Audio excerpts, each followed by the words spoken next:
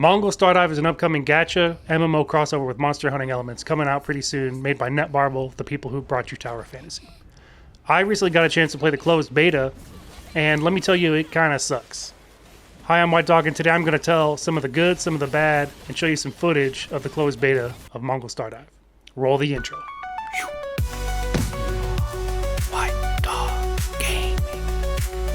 Now, if you haven't heard anything about this game, it's a standard Japanese fantasy anime setting with an adventurers guild and monster hunting and slaying and stuff like that. Now, my initial impression was that the graphics are pretty good, the character designs were pretty cool, and a lot of the characters were likable. It had a pretty good sense of humor in some of the quest dialogue and stuff like that, but there are a lot of glaring flaws that kind of took away from the fun of the experience.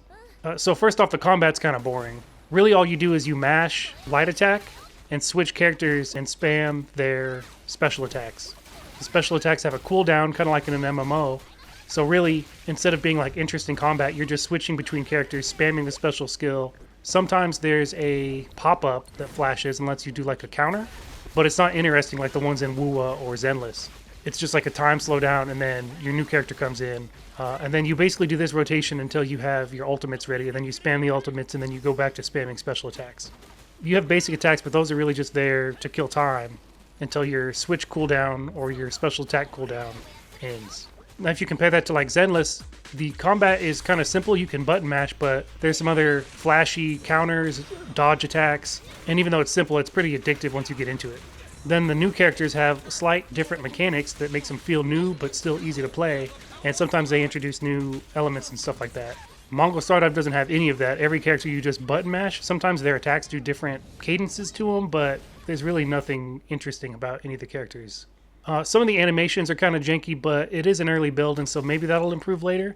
But I think it kind of is supposed to have that MMO feel to it, so maybe janky animations are part of that. Another complaint I had is that there's no story really, no resolution to the story. Like in the intro, why do you stab that stripper in space?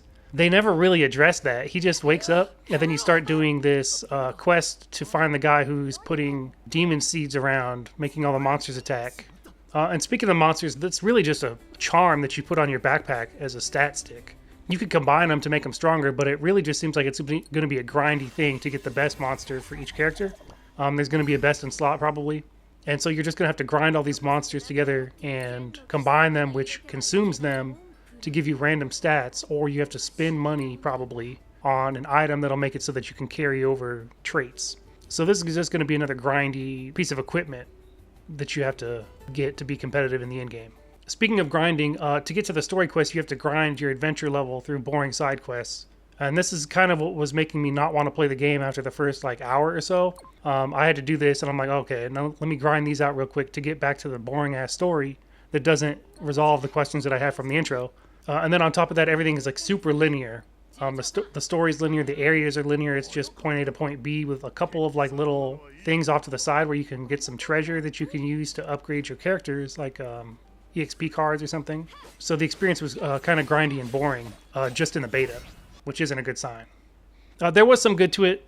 The characters are pretty interesting, and some of the dialogue is kind of funny.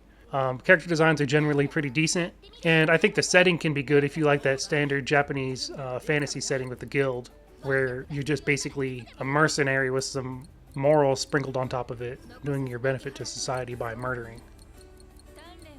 So in summary, it's an early version, so it's hard to say how it's actually going to turn out. If combat improves and the multiplayer adds a whole lot of value to the experience, then I would say it might be fun, and it's something to keep an eye on if you're interested in this type of game. But for how the game is now, my ruling is that you should probably avoid it entirely. Netmarble doesn't have the best track record with making MMOs. I hadn't played Tower Fantasy, but I heard it was not great. So maybe just avoid this one. Or keep an eye on it if you want to. Now, if you want to form your own impressions about how the game's going to be, I have a full playthrough, the full 4 hours with timestamps and everything, so that you could skip around and see story dialogue with how the grind is, what the menus look like, character animations, the general art style, some of the funny dialogue. I'll link that right up here so that you can click over. It'll also be down in the description. Check that out if you're interested. Otherwise, stay far, far away. As always, I've been WhiteDawg, and you've been a viewer. Consider becoming a subscriber. I put out videos very rarely on random shit, so might not be your style. Thanks for watching. Catch you in the next one. Subscribe.